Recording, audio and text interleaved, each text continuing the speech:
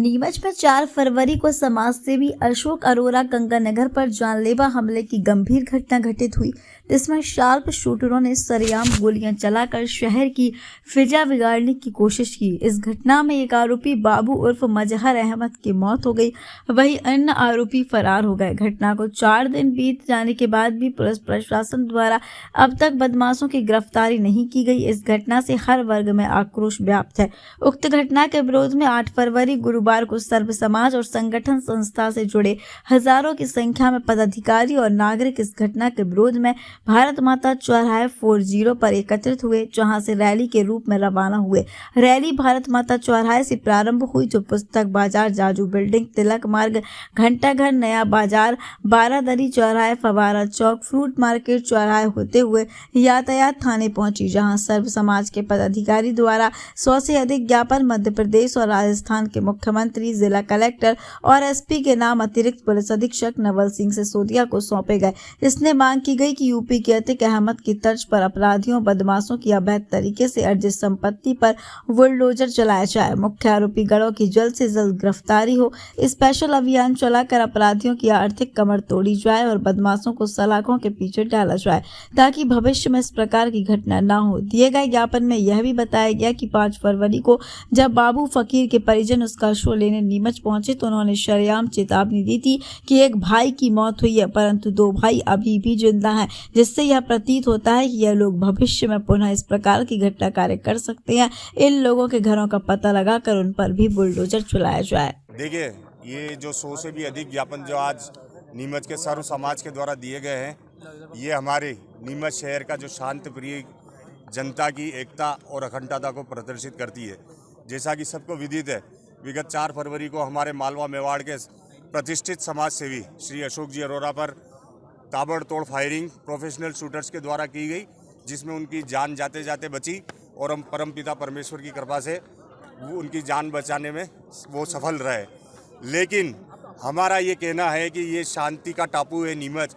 अगर आप आसपास के ज़िले देखें, मंदसौर देखें या चित्तौड़ देखें, तो उस तरीके की घटनाएं कभी भी इस नीमच ज़िले में नहीं हुई।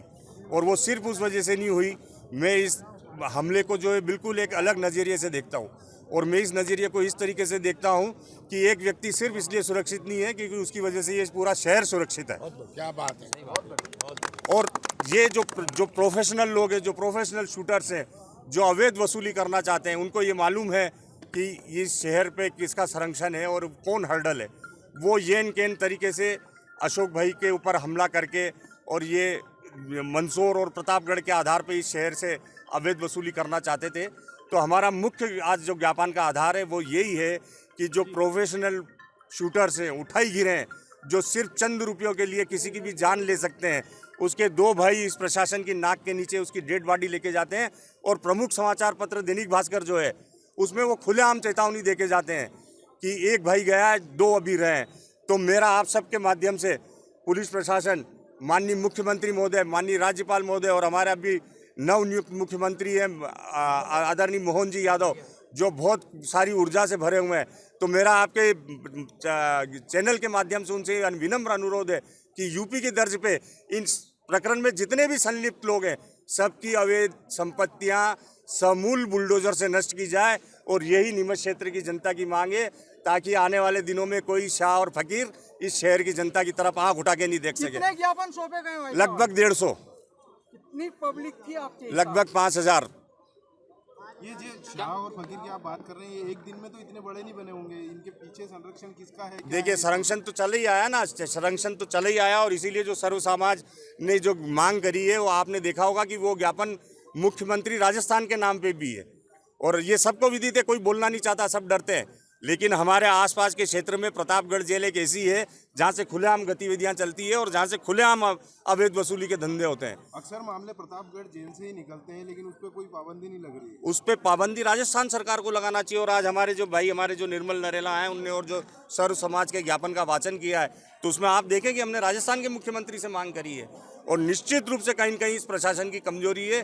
और कोई भी अपराधी फल फूलता है तो उसके ऊपर या तो राजनीतिक संरक्षण। यह सर्व हिंदू समाज द्वारा ज्ञापन दिया गया था, जो आपने देखा नीमच के आसपास मंदसौर जिला या प्रतापगढ़ जिला, जहां लाला पठान या मुस्लिम आतंकवादियों द्वारा हमारे हिंदू भाइयों को धमकी दी जाती है, गोली मार दी जाती है। ऐसी कई घटनाएं आपने मंदसौर जिले, प्रतापगढ़ जिले में देखी होगी। नीमच जिला इस श्रेणी में ना आए, नीमच जिले में ऐसी घटना ना घटे, उसके लिए यह सर्व हिंदू समाज द्वारा ज्ञापन दिया गया। सर्व हिंदू समाज द्वारा प्रशासन से यह मांग की गई, मध्य प्रदेश शासन एवं राजस्थान शासन से यह मांग की गई कि जिन गुंडों ने 4 फरवरी को नीमच के समाज सेवी एवं हिंदू धर्म के ध्वजवाहक श्री अशोक जी अरोड़ा पर जो गोलियां चलाई ताबड़तोड़, उन गुंडों को तत्काल गिरफ्तार किया जाए और उनके गुंडों के घरों को नेस्तो नाबूद किया जाए, जेसीबी चलाई जाए, बुलडोजर चलाया जाए। यह मांग हमने प्रशासन से मांग करी है।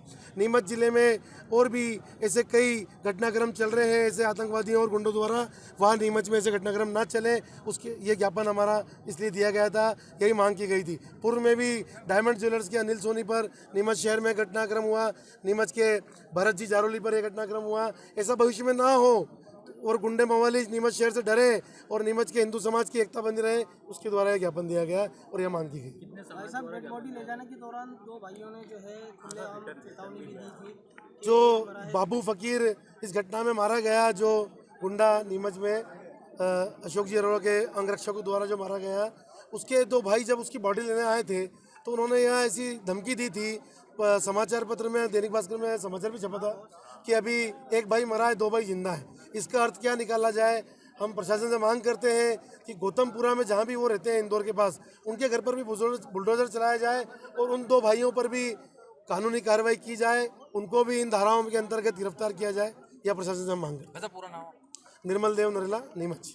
विदित है, पिछले दिनांक 4 को एक गोलीबारी हुई थी एक समाज सेवी अशोक अरोड़ा जी को, उसमें एक शूटर भी मारा गया है और उसमें हमने तत्काल इसमें FIR दर्ज कर ली 307 की, और जो इसमें शामिल थे उन पर लगातार हमारी टीमें दबिश दे रही है और बहुत जल्द इस मामले का खुलासा कर देंगे और सख्त कार्रवाई की जाएगी। सर, इसमें जो है संदिग्ध रूप से भूमिका बाबू सिंधिकी भी सामने आई सर, सभी बिल्कुल सही है आपकी कहा बात, इसमें हमारे विवेचना में उनका नाम आया है और हम जल्द उन लोगों को गिरफ्तार कर लेंगे सभी।